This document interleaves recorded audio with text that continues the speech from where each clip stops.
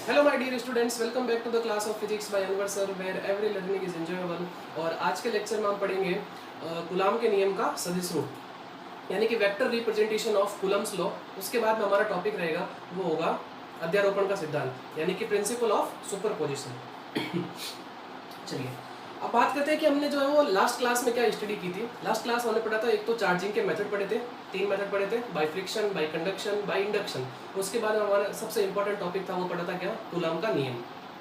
ठीक है, अब कूलम के नियम से हमें क्या क्या पता चला था कि कूलम का नियम जो है वो हमें किन्हीं भी दो चार्जेस के बीच में इंटरेक्शन को बताता है, यानी कि उनके बीच में कितना फोर्स लगता है वो जो है वो हमें कूलम ने बताया था। और ये बताया था कि दोनों फोर्स जो है वो क्या होंगे, अपोजिट डायरेक्शन में होंगे, और उनका जो परिमाण, उनका जो मैग्नीट्यूड होगा वो क्या होगा, सेम होगा। उसी से रिलेटेड मैं आपको एक चीज़ और बताना चाहता हूँ कि फोर्स का जो है वो डिस्टेंस पे क्या इफेक्ट पड़ता है। मान लीजिए दो चार्ज यहाँ रखे हैं और उनकी डिस्टेंस को मैं डबल कर दूँ, ट्रिपल कर दूँ, कम कर दूँ, है ना, या बढ़ा दूँ, तो उस पर क्या इफेक्ट पड़ेगा वो आज बताता हूँ। फिर उसके बाद हम जो है वो कूलम के नियम का सदिश रूप यानी वेक्टर रिप्रेजेंटेशन पढ़ते हैं। तो देखिए कूलम के नियम से जो फोर्स का फॉर्मूला निकल के आया था वो आया था कि Q1 Q2 upon are square, यही आया था। और यहाँ से हमें पता चलता है कि F is proportional to 1 upon are square. आ रही बात समझ में? तो इनके बीच का जो है वो अपन ग्राफ बना देते हैं। तो ये फोर्स और ये डिस्टेंस, तो देखो यहाँ से आप ग्राफ कैसे निकल के आएगा, यही तो आएगा।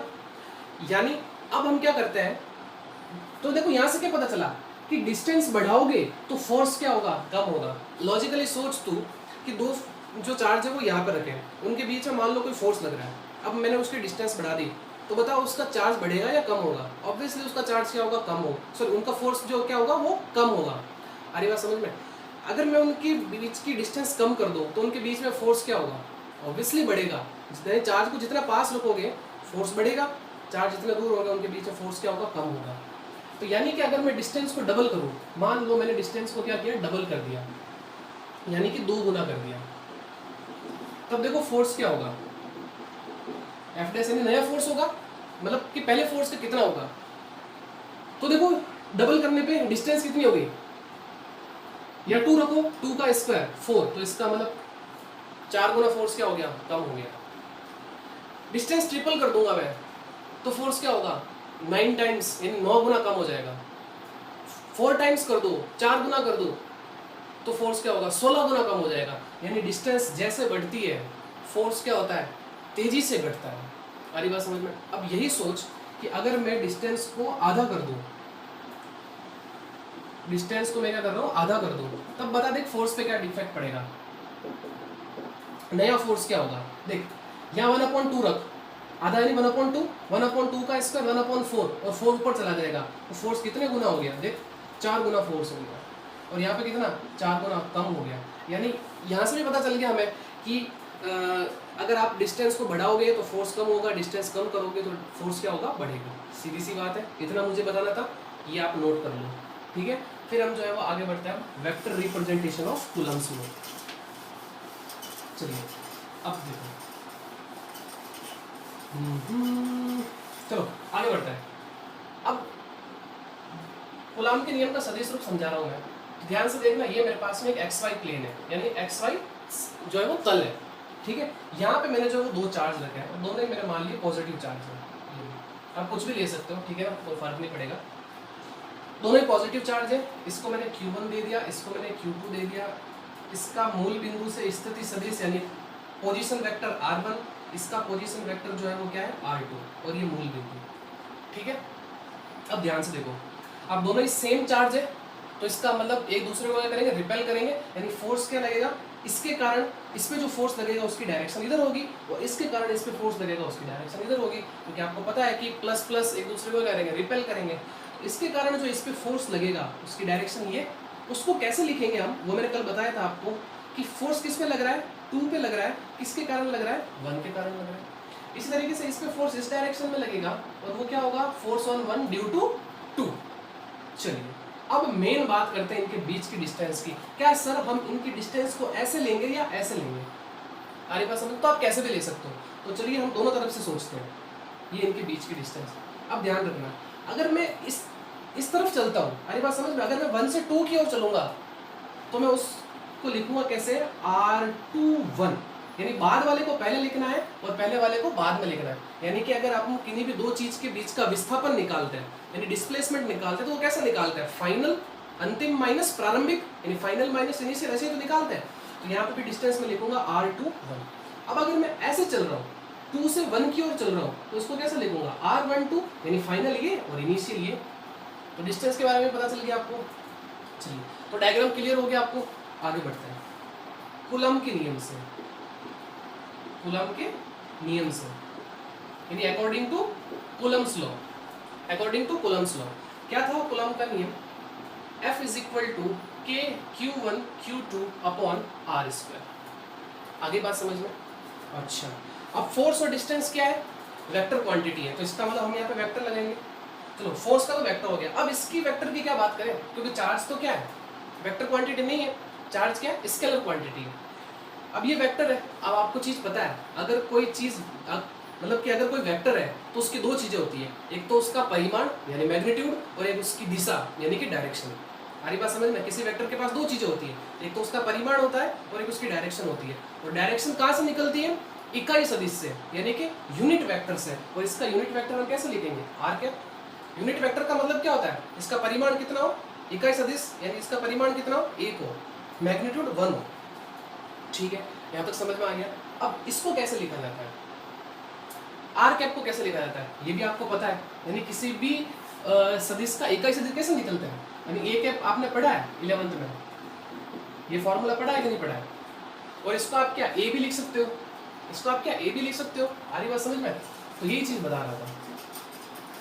तो ये हो जाएगा मेरे पास में vector F is equal to k Q1 Q2 upon are square, और इसको लिखूंगा मैं वेक्टर आर अपॉन आर, यानी कि r cap is equal to क्या हो गया, वेक्टर आर अपॉन आर। ये आर क्या है, परिमाण है, हमारी बात समझ में। तो देखो इसको मैं आर क्यूब कर दूं, इसको हटा के मैं क्या कर देता हूँ, इसको आर क्यूब कर देता हूँ। तो यहाँ तक आपको समझ में आ गया होगा, आ रही बात समझ में, यहाँ तक क्लियर है। चलिए अब फोर्स की बात करते हैं।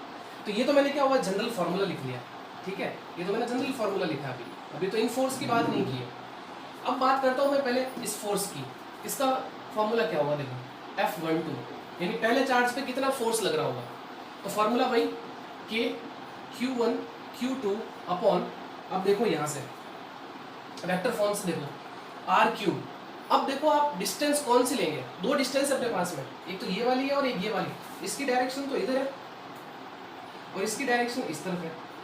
तो अब देखो फोर्स किस डायरेक्शन में लग रहा है, इस डायरेक्शन में लग रहा है ना, तो हम डिस्टेंस भी कौन सी लेंगे, ये वाली लेंगे। तो इसका मतलब यहाँ पे मेरे पास में जो आएगा वो क्या आएगा, R12 का क्यूब। ये R है, R क्यूब है, तो यहाँ पे क्या लिखूंगा R12 क्यूब बिकॉज इस डायरेक्शन में। और यहाँ पे क्या आएगा R कैप 12।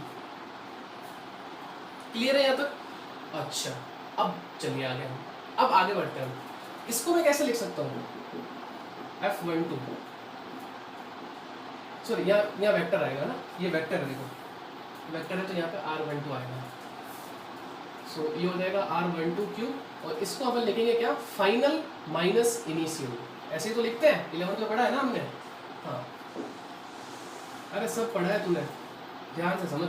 देख आगे बढ़ते हैं। अब इस फोर्स, इस पे तो फोर्स की बात हो गई, इस पे फोर्स की बात करते हैं। इस पे कितना है, तो वो होगा मेरे पास में क्या, F21 वही के Q1 Q2 upon r cube है ना, वेक्टर है इसलिए देखो अब ये मत बोला सर आपने फॉर्मूला चेंज कर दिया, मैंने चेंज कुछ नहीं किया, बस इसको वेक्टर फॉर्म में लिख रहा हूँ, ठीक है ना। तो इसको अब देखो आर क्यूब, अब आर क्यूब के लिए डायरेक्शन कौन सी लेंगे, ये वाली लेंगे, क्योंकि बिकॉज फोर्स किस डायरेक्शन में लग रहा है, इस डायरेक्शन में। तो डिस्टेंस कौन सी लेंगे, ये वाली लेंगे। तो वो मेरे पास में आ जाएगा R21 क्यूब, और फिर यहाँ पे वेक्टर कौन सा आएगा, वेक्टर R21। तो इसको अपन ऐसे लिख सकते हैं F21 is equal to k Q1 Q2 upon R21 cube, और इसको लिखेंगे R1 माइनस R2 यानी फाइनल माइनस इनिशियल। अच्छा चलिए ये तो पता चल गया। अब एक और चीज़ ध्यान से देखना, इस डिस्टेंस की बात करता हूँ मैं, इस डिस्टेंस की बात करता हूँ, क्या ये R21 और R12 इक्वल होगा, आप खुद देख के बताओ, क्या R12 और R21 इक्वल होगा, बिल्कुल इक्वल होगा। अरे दोनों डिस्टेंस सेम ही तो है, लेकिन क्या चीज़ अलग है, इनकी डायरेक्शन अलग है, ये इस डायरेक्शन में, ये इस डायरेक्शन में, इसलिए साइन कौन सा आएगा, माइनस का आएगा।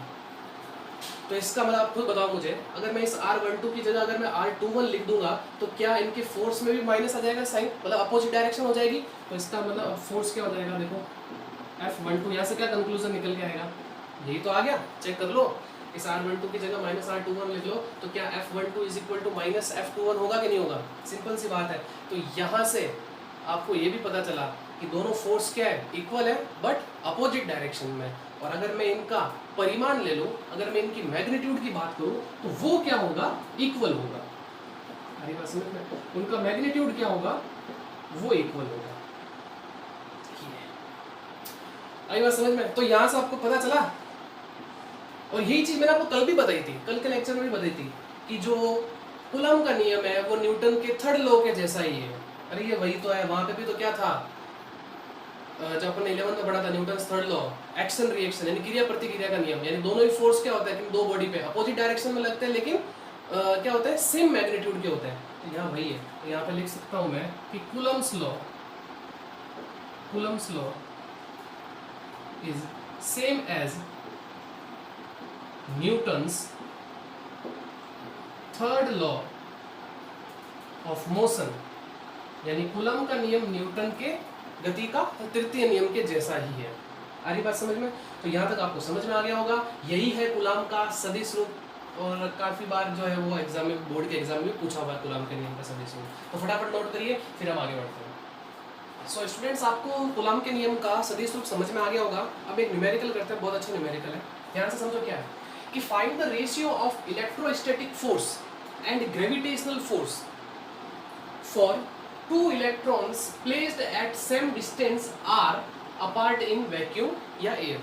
सिंपल सा है कि यानी निर्वात या हवा में r दूरी पर रखे दो इलेक्ट्रॉन के बीच लगने वाला वैद्युत बल और गुरुत्व बल का अनुपात यानी रेशियो आपको क्या करना है, फाइंड करना है। यानी कि दो इलेक्ट्रॉन्स जो है वो क्या करें, एयर में रखें या वैक्यूम में रखें, उनके बीच में एक तो लगेगा इलेक्ट्रोस्टैटिक फोर्स और एक लगेगा कौन सा, ग्रेविटेशनल फोर्स।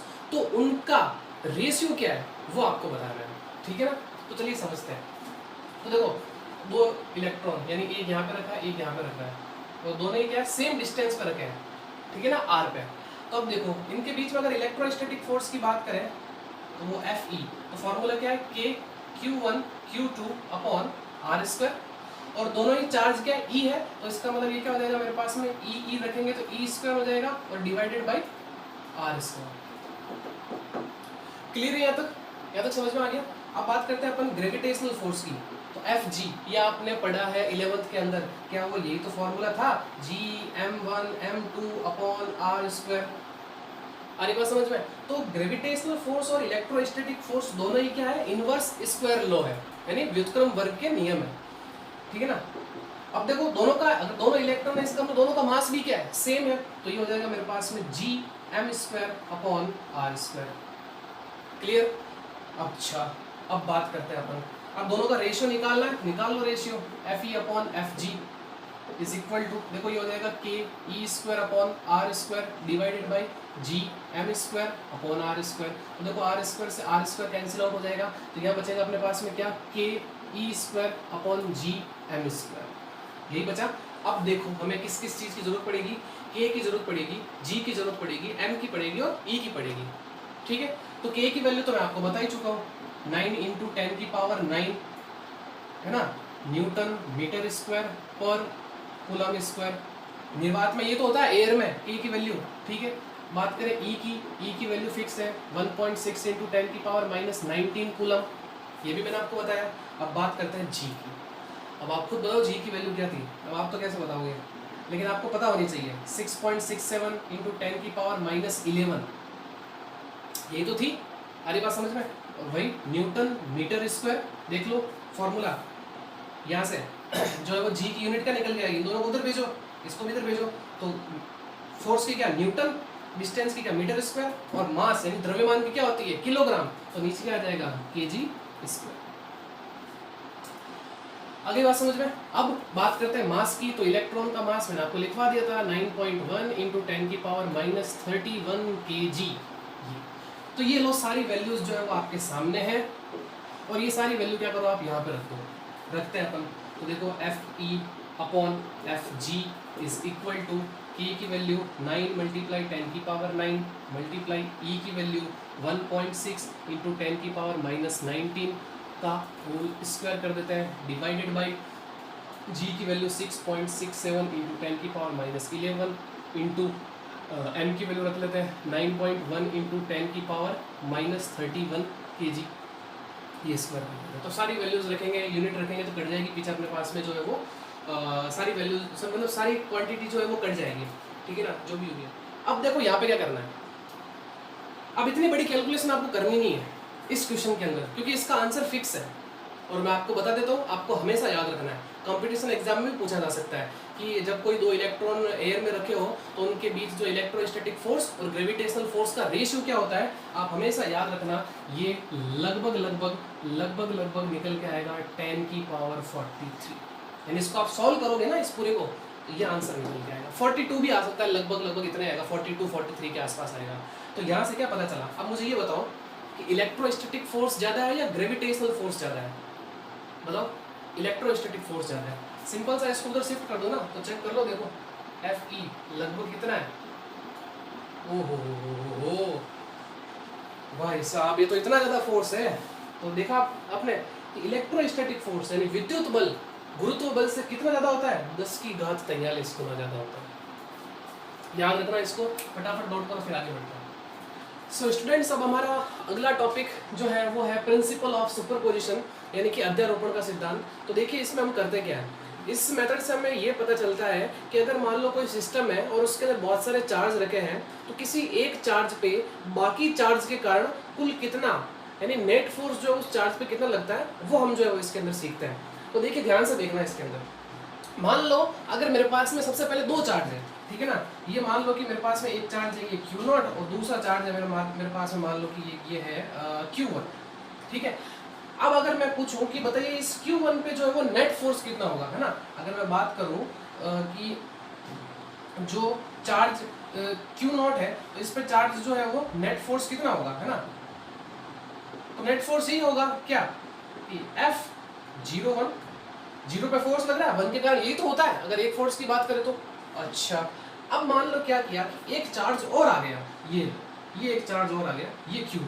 अब बताइए कि इस Q0 पे जो है वो कितना फोर्स लगेगा, तो वो नेट फोर्स जो है वो ये होगा F नेट, वो कितना होगा, पहले तो एक तो इसके कारण भी लगेगा फोर्स क्योंकि ये चार्ज भी है और ये भी है, तो ये हो जाएगा मेरे पास में F01 यानी, और ये हो जाएगा मेरे पास में F02, यानी अब इस चार्ज पे कितने जो है वो चार्ज फोर्स लगा रहे हैं, दो चार्ज जो है वो फोर्स लगा रहे हैं, एक तो इसके कारण लग ही रहा था और अब एक और ये नया आया तो इस पे भी फोर्स लग गया इसके कारण। अब एक क्वेश्चन ये आता है कि क्या सर इसके आने से इन दोनों के रिश्ते में कुछ फर्क पड़ेगा क्या? जी नहीं, बिल्कुल कोई फर्क नहीं पड़ेगा, ये फोर्स उतना ही लगाएगा। लेकिन अगर ये जब नहीं था तब नेट फोर्स क्या था, ये था। हाँ, फर्क इस पे किस चीज का पड़ेगा, नेट फोर्स का फर्क पड़ेगा, लेकिन इन दोनों के रिश्ते में कोई फर्क नहीं पड़ने वाला। आ रही बात समझ में, इस चार्ज के आने के कारण, ठीक है। अब अगर जब ये आ जाएगा तो इस पे नेट फोर्स देखो ये होगा, अगर ये था तब नेट फोर्स ये है, ठीक है। अच्छा, अब मान लो बहुत सारे चार्ज आ गए, है ना, Q3, Q4, Q5 कितने हो सकते हैं, N चार्ज हो सकते हैं। तो मान लिया मैंने इसमें कितने चार्ज है, N चार्ज है, ठीक है ना, कितने चार्ज हो गए, N चार्ज हो गए, ये N चार्ज, ठीक है। तो इसका मतलब N चार्ज के कारण क्या फोर्स होगा, ये तो होगा F03, और आगे कर लूँ मैं ये F0N। तो आपको करना कुछ नहीं है, अगर किसी भी सिस्टम के अंदर किसी एक चार्ज पे आपको अगर फोर्स निकालना है बाकी चार्जेस के कारण, तो आप क्या करो, उन सभी चार्ज के कारण उस पर्टिकुलर चार्ज पे लगने वाले फोर्स का क्या करो, आप वेक्टर सम कर दो, यानी कि उनका क्या करो, सदिश योग कर दो। वही चीज मैंने यहाँ पे लिखी है, यही होती है क्या जो है वो प्रिंसिपल ऑफ सुपरपोजिशन यानी अध्यारोपण का सिद्धांत। यानी कि the total force on a given charge, यानी किसी दिए हुए चार्ज पे जो टोटल फोर्स होगा is the vector sum of individual forces exerted on the given charge. अरे बात समझ में, तो इंडिविजुअल फोर्स सबके कारण जो है वो, इनके कारण जो है वो इस पे लगेगा, और क्या उनका vector sum by all the charges. यानी कि किसी स्थिर बिंदु आवेश पर अन्य स्थिर बिंदु आवेशों के कारण लगने वाला परिणामी बल उस आवेश पर अन्य प्रत्येक आवेश के कारण लगने वाले अलग अलग बलों के सदिश योग के बराबर होता है।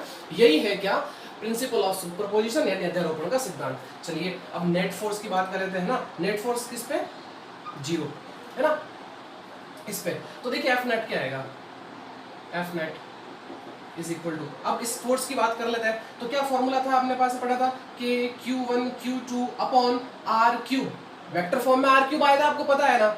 हाँ, और ये हो जाएगा मेरे पास में 0 1, और यहाँ पे क्या आ जाएगा वेक्टर नॉट 1, ठीक है ना, वेक्टर आर नॉट 1। इस तरीके से इसकी बात करें तो के सॉरी यहाँ पे 0 आएगा, है ना, यहाँ 1 आएगा, ठीक है, क्योंकि इन दो चार्ज की बात कर रहे हैं। तो ये दो चार्ज क्या, Q0 और Q1, अब इसके अंदर आ जाता है। तो F02, तो ये मेरे पास हो जाएगा के Q0 Q2 अपॉन R02 का क्यूब और वेक्टर R02। इस तरीके से इसकी बात कर लेते हैं के Q0 Q3, यानी अब अगर मान लो कोई तीसरा चार्ज होगा, मान लो यहाँ पे तीसरा चार्ज है ये, तो इसका मतलब इसके कारण क्या आएगा कि Q0 Q3 अपॉन R03 का क्यूब और ये वेक्टर R03। इसी तरीके से बहुत सारे चार्ज होंगे, तो ये और n चार्ज होगा तो क्या होगा के Q0 Qn upon R0n cube और यहाँ पे आ जाएगा वेक्टर R0n। तो ये जो है वो नेट फोर्स होगा। अब ध्यान से देखो क्या कॉमन आ रहा है, के कॉमन आ रहा है सभी में से और एक Q0 कॉमन आ रहा है, तो इसको कॉमन लेके इनको क्या करते हैं, बाहर ले लेते हैं। तो मेरे पास में F नेट है ना, फोर्स ऑन जो है वो किस पे, Q0 पे, ठीक है ना।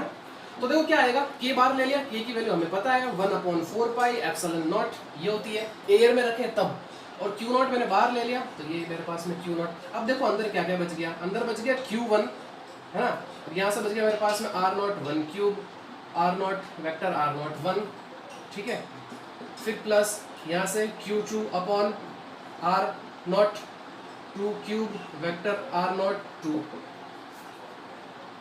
इस तरीके से यहाँ से आ जाएगा Q3 R03 क्यूब, इस तरीके से R0 वेक्टर R03। इस तरीके से बहुत सारे n चार्ज है, तो ये मेरे पास आ जाएगा Qn R03 का सॉरी R0n का क्यूब और वेक्टर R0। आगे बात समझ में, बहुत आसान है, बहुत सिंपल है। अब इनको क्या करता हूँ मैं, एक ही टर्म में लिख लेता हूँ, समेशन की फॉर्म में लिख लेता हूँ, योग की फॉर्म में लिख लेता हूँ। तो ये देखो ये क्या होगा, तो ये हो जाएगा मेरे पास में Q0 upon 4 pi epsilon not, ये तो है ही, ठीक है। यहाँ से इसको मैं ऐसे लिख सकता हूँ समेशन ऑफ, ठीक है, I equal to 1 to n। अभी देखना समझाता हूँ ये क्या चीज़ है। तो देखो यहाँ से क्या बचा मेरे पास में, QI upon R0 I cube और ये वेक्टर R0।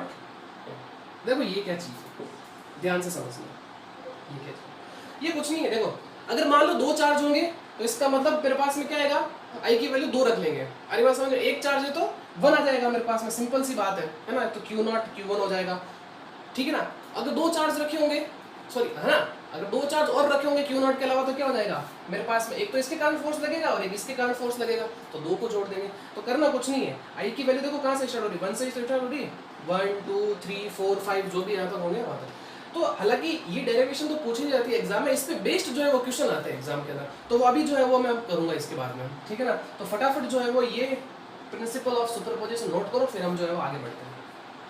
तो आगे बढ़ते हैं, अब हम करते हैं कूलम्ब्स लॉ पे बेस्ड कुछ अच्छे अच्छे न्यूमेरिकल, ठीक है ना। तो फर्स्ट एग्जाम्पल मैं ले रहा हूँ, मान लो मेरे पास में एक स्क्वायर है, यानी कि एक वर्ग है, ठीक है। मैंने इसके चारों कॉर्नर्स पे 4 आवेश रख दिए, यानी कि 4 चार्ज रख दिए। वो है मेरे पास में, एक तो है Q, ये भी है Q, ये भी Q और ये भी Q। चारों ही मैंने क्या किए, पॉजिटिव चार्ज रख दिए। क्लियर है, चारों ही पॉजिटिव चार्ज रख दिए।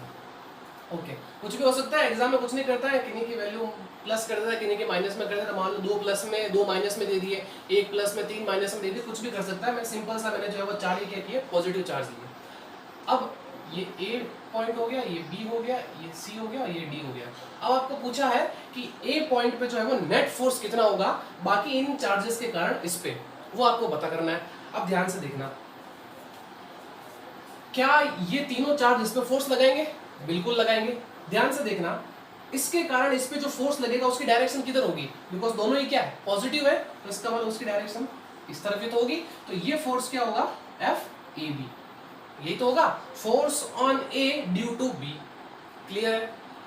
इसके कारण इस पे जो फोर्स लगेगा उसकी डायरेक्शन क्या होगी, इधर होगी, एफ ए डी। मैं आपको पहले ही बता रहा हूं, अगर आपने इस टाइप के न्यूमेरिकल, इनको बोलते हैं अपन क्या, पॉलीगन टाइप न्यूमेरिकल, आ रही बात समझ में? अगर आपने इनके अंदर डायरेक्शन बनाना सीख लिया फोर्स का, तो आप सारे न्यूमेरिकल बहुत इजी से कर पाओगे। क्लियर है? ओके। अब देखो, इस चार्ज के कारण इस पे जो फोर्स लगेगा वो लगेगा इस तरफ, वो क्या होगा, एफ ए सी, यानी force on A due to C charge. Clear है? ओके। अब हमें क्या चाहिएगी, देखो इस, चलो मैं एक चीज भी बता देता हूं कि इस वर्ग जो है ये, इसकी साइड यानी इसकी भुजा सभी की क्या है, ए है। क्लियर? ये तो पता चल गया, इनकी भुजा भी मैंने नाम दे दी, क्या है, ए है। ठीक है?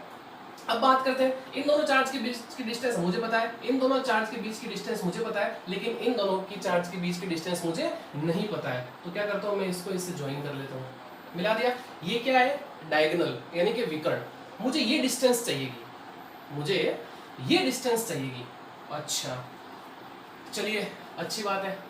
अब मैं बात करता हूं, अगर ये डिस्टेंस चाहिए मुझे, तो क्या ये ट्राइंगल है, ये ट्राइंगल है, तो इसका मतलब मैं बात करूं in triangle A B C, क्या यहाँ पे पाइथागोरस थ्योरम लगा सकता हूँ? क्यों? क्योंकि आपको पता है कि ये जो एंगल है वो कितना होता है, 90 डिग्री का होता है। तो लगाइए बाय पाइथागोरस थ्योरम, तो क्या हो जाएगा, देखो A C square is equal to A B square plus B C square, और ये तो मुझे चाहिए ए सी स्क्वायर, ये क्या है, ए स्क्वायर प्लस ए स्क्वायर, तो इसका मतलब ए सी इज इक्वल टू कितना हो गया, 2a स्क्वायर, ए सी स्क्वायर। तो इसका मतलब यहाँ से देखो मेरे पास में ए सी कितना निकल के आया, a√2, यही तो आएगा, स्क्वायर रूट ले लिया। तो इसका मतलब इस इन दोनों चार्जेस के बीच की डिस्टेंस भी मुझे पता चल गई, क्या है वो, a√2।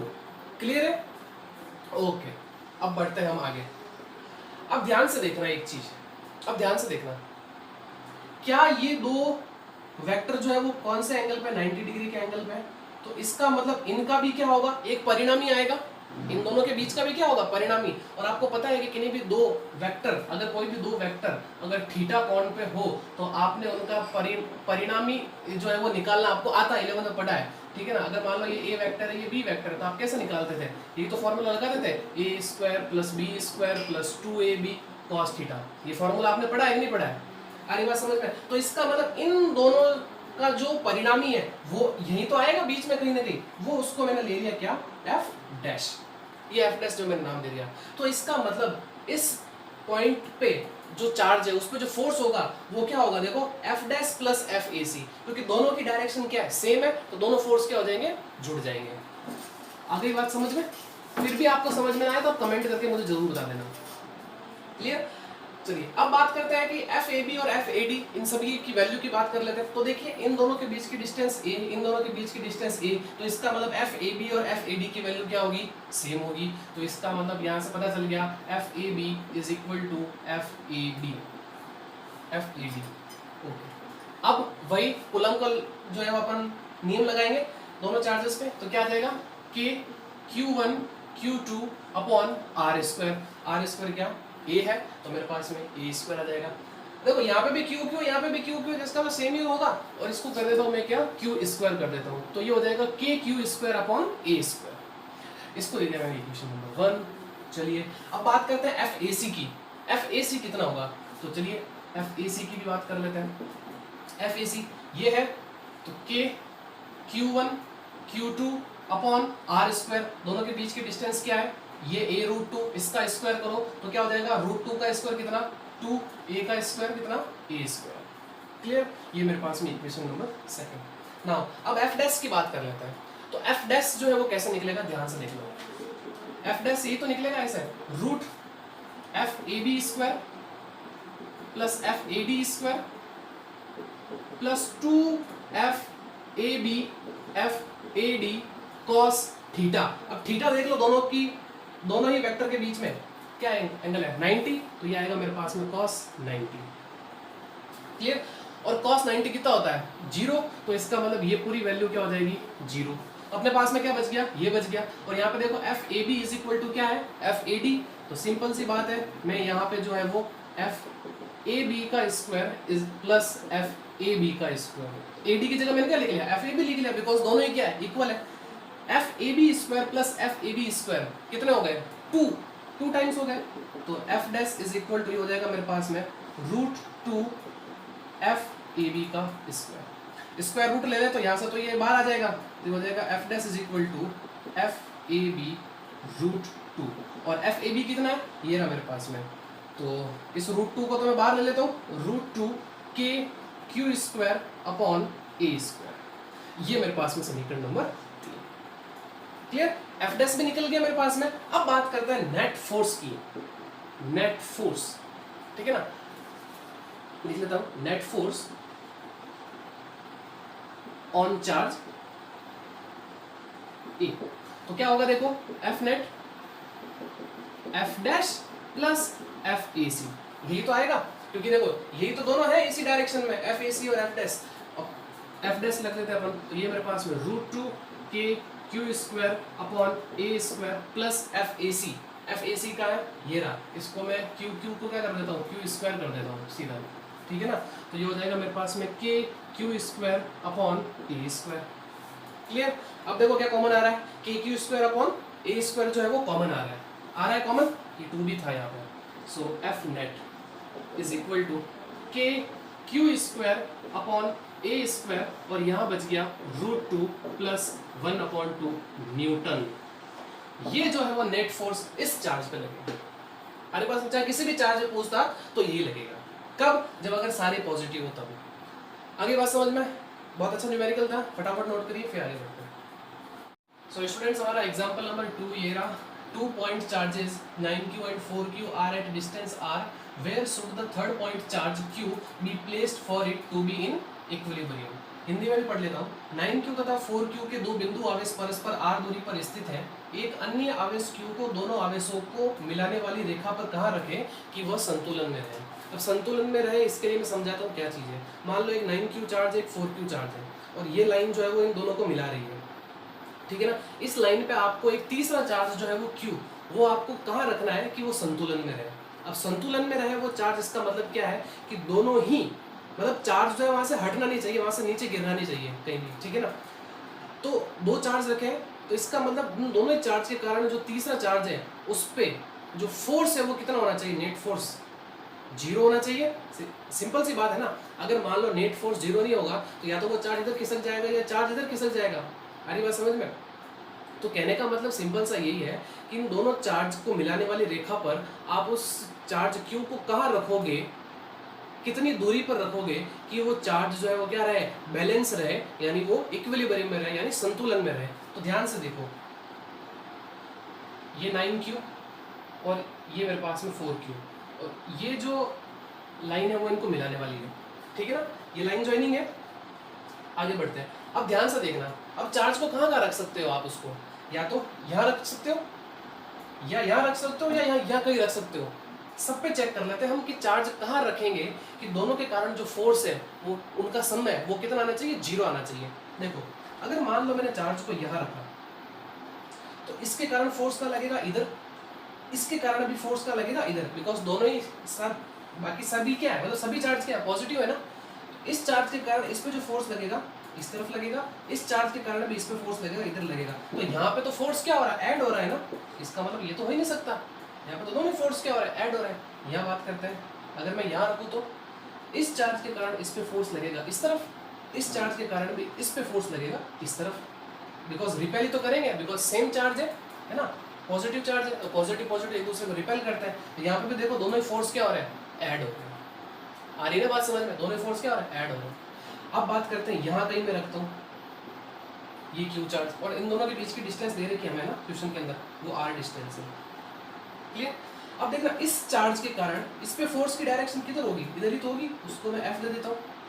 और इस चार्ज के कारण इस पे फोर्स की डायरेक्शन क्या होगी, इस तरफ ही तो होगी, तो f डैश। अब लग रहा है कि हाँ एक इसको इस तरफ खींच रहा है, एक इसको इस तरफ खींच रहा है, इसका मतलब कहीं ना कहीं तो ये फोर्स की वैल्यू, इनका सम क्या होगा, 0 तो होना ही है। आ रही बात समझ में। अब वो डिस्टेंस जो अपन निकालते हैं, मान लिया कि मैंने जो है वो यहाँ से इस चार्ज से जो है वो इसकी डिस्टेंस कितनी है, x है।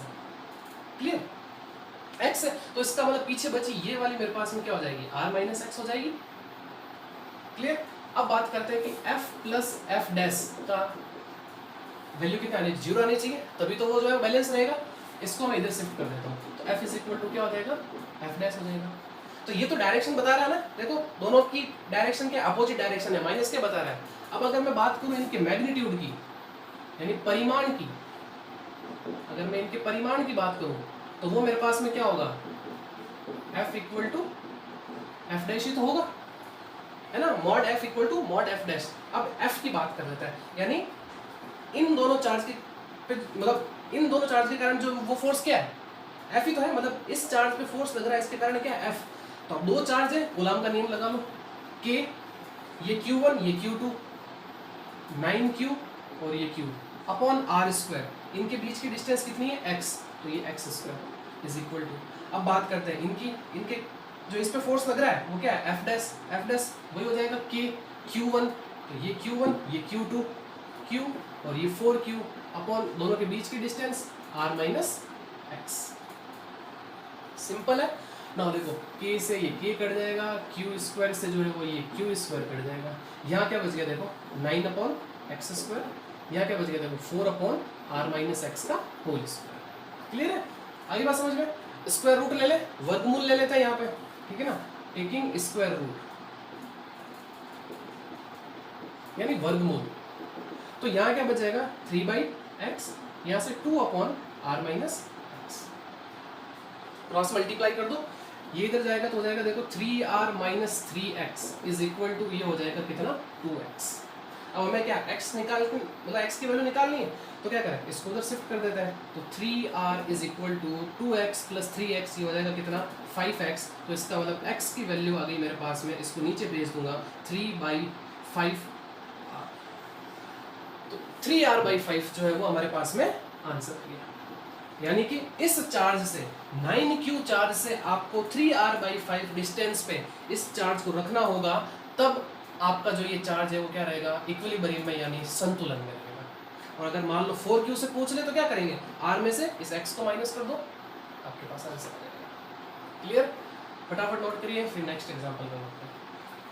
सो स्टूडेंट्स, हमारा लास्ट एग्जांपल आज का वो ये है कि 4 identical charges each of charge जो है वो 2 microcoulomb are located on x axis, they are at 0, 2, 4, 8 centimetre, determine the resultant force due to charge at 2 centimetre. कहने का मतलब है कि चार मेरे पास में चार्ज है और चारों ही क्या है, सेम है, वो है 2 माइक्रोकूलम के, और चारों का रखे x एक्सिस पे रखे, एक तो 0 सेंटीमीटर, एक 2 सेंटीमीटर, एक 4 और एक 8 सेंटीमीटर।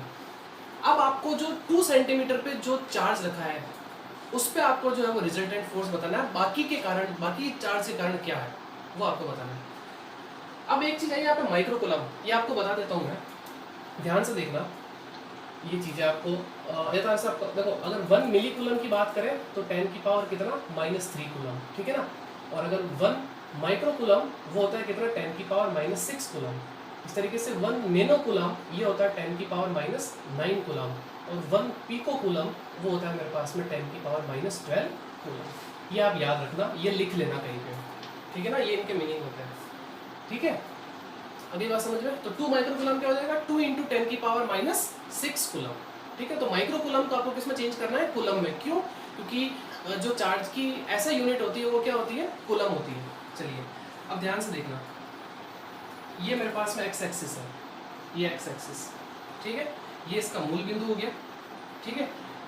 ये मान लो एक 2 सेंटीमीटर पे कोई चार्ज रखा है, ठीक है, इसको A दे देते हैं,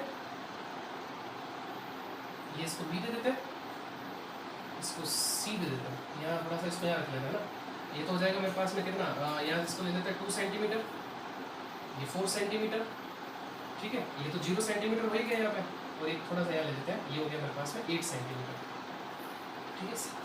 अब सभी क्या है 2 माइक्रोकूलम के, ये 2 माइक्रोकूलम, ये भी 2 माइक्रोकूलम का, ये भी 2 माइक्रोकूलम का, और ये भी 2 माइक्रोकूलम का। अब आपको जो 2 सेंटीमीटर पर जो चार्ज रखा है ना, ये तो लिखा है कि 2 सेंटीमीटर पर स्थित आवेश पर परिणामी बल ज्ञात करो, तो ये यहाँ पे इस पे, ठीक है। चलिए अब इस चार्ज पे इन तीनों के कारण जो है फोर्स लगेगा, उसकी डायरेक्शन पहले लिखते हैं। तो सबसे पहले इसकी बात करते हैं, इस पे, तो इसके कारण इस पे फोर्स लगेगा इस तरफ। क्यों, क्योंकि दोनों ही देखो सेम है, दोनों ही पॉजिटिव चार्ज है, इस तरफ लगेगा, तो इसका मतलब ये फोर्स जो है वो क्या होगा, FAO, यही तो होगा। ए पे लगा किसके कारण, ओ, इसके कारण। बी की बात करते हैं, इसके कारण इस पे फोर्स लगेगा इस तरफ, ये हो जाएगा मेरे पास में एफ ई, क्लियर है। इसके कारण इस पे जो फोर्स लगेगा वो इस तरफ लगेगा और वो होगा मेरे पास में क्या, एफ ए सी। अगली बात समझ में। अब सभी जो है, सभी की वैल्यू जो है अपन निकाल लेते हैं और फिर अपन क्या करेंगे, यहाँ पे प्रिंसिपल ऑफ सुपरपोजिशन लगा के सबका सम कर देंगे। तो सबसे पहले अपन निकालते हैं क्या, f A b, sorry f a o निकालते हैं, पहले ए ओ निकालते हैं। तो फॉर्मूला क्या होता है, के Q1 Q2 upon are square, यही तो होता है। तो के की वैल्यू तो आपको पता है 9 मल्टीप्लाई 10 की पावर 9। अब Q क्या है मेरे पास में, 2 माइक्रो कूलम, आ रही बात समझ में। तो के Q1 Q2 तो क्या हो जाएगा दोनों का, Q स्क्वायर हो जाएगा। तो ये हो जाएगा 2 इंटू 10 की पावर -6 का स्क्वायर। Q1 Q2 है ना, तो दोनों ही मेरे पास में 2 माइक्रो कूलम के, तो स्क्वायर कर दिया। इनके बीच की डिस्टेंस कितनी है देख लो, इन दोनों के बीच की डिस्टेंस वो है मेरे पास में कितनी, 2 सेंटीमीटर।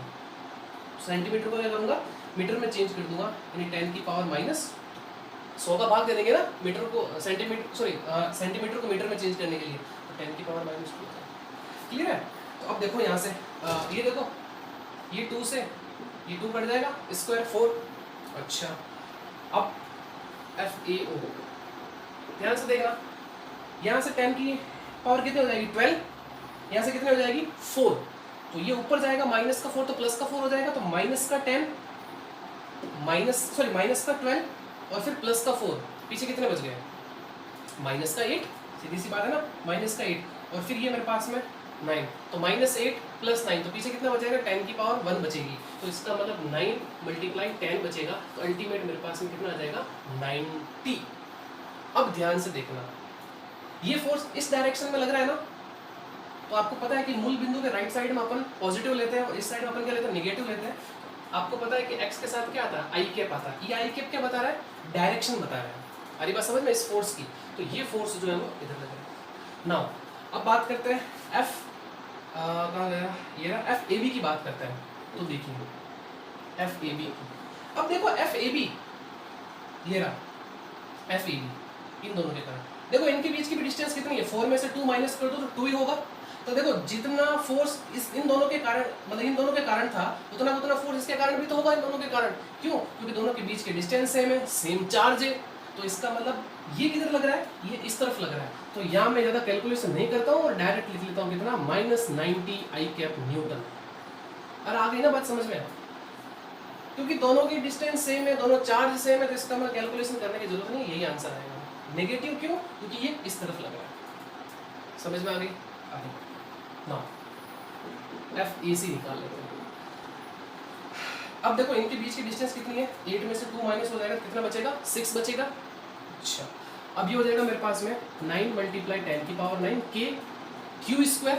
तो क्यू तो वही है 2 माइक्रो कूलम, तो ये हो जाएगा मेरे पास में 2 इंटू 10 की पावर -6 का स्क्वायर। ये माइक्रो कूलम को कूलम में चेंज करते हैं ना। नीचे क्या डिस्टेंस आर स्क्वायर, तो कितनी है 6, तो ये हो जाएगा मेरे पास में 6 मल्टीप्लाई 10 की पावर -2 का होल स्क्वायर। क्लियर है। अच्छा, अब ध्यान से देखना, 2 का स्क्वायर कितना 4 और 9 कितना हो गए, 9 को 4 से मल्टीप्लाई करो 36, 6 का स्क्वायर कितना 36, तो ये कट जाएगा, 36 से 36 कट जाएगा।